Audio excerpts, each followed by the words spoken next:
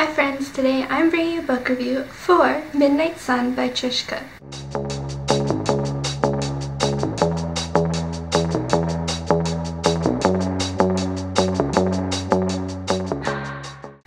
I recently read this book in March and I gave it 3 out of 5 stars. I really did like it, but I was a little conflicted at times about the messaging it was portraying and just how it was kind of talking about certain topics, which I'll get into later. So what is this book about? This book follows 18-year-old Katie Price, who has a rare disease where any exposure to sunlight could actually result in her death. Sounds pretty scary, if I say so myself. But so because of this disease that she lives with, she hasn't left her house since grade 1 in the daylight. She leaves at night when the sun's gone down and basically lives a nocturnal life. Over the years, she has been looking out her window and has fallen in love with her neighbor Charlie Price. This boy that she basically has followed his life by looking out her window and following his every moves while he goes to and from school. Then they meet one evening, and that sparks a relationship between the two of them. This book then basically follows their relationship throughout the summer. It's a really interesting romance, I have to say.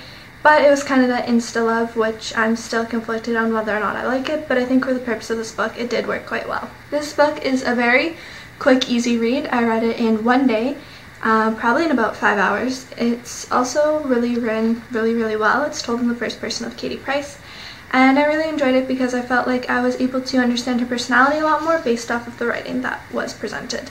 So that was really cool, getting to kind of be inside her brain. And it was very distinct personality, so I did really enjoy that. Some people have said that they find this book very similar to The Fault in Our Stars.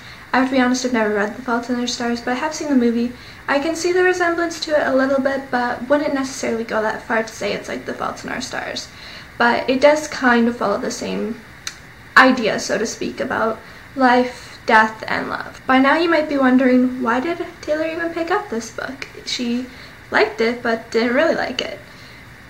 I'll get more into that part later, but I picked it up because I've been seeing the trailers for this a lot as it's turning into a movie, and it kind of just caught my attention, and I decided I really wanted to read it. I'm glad I picked it up at the end of the day. The only thing I do not like about this version of the book is the cover.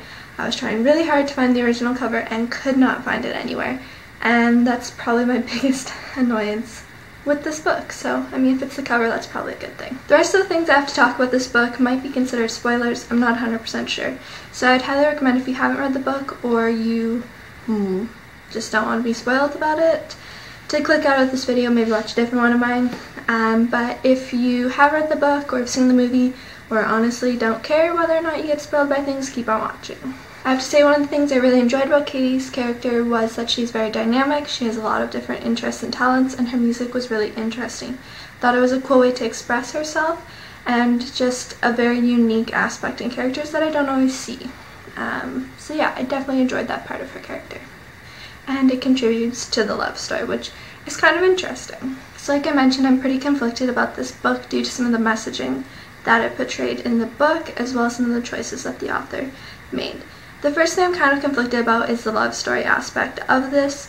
I think I would have enjoyed the book a lot more if her and Charlie were just friends and not romantically involved. I think it'd be an interesting dynamic that I've never really seen before when it comes to life and death and friendship instead of life and death and love.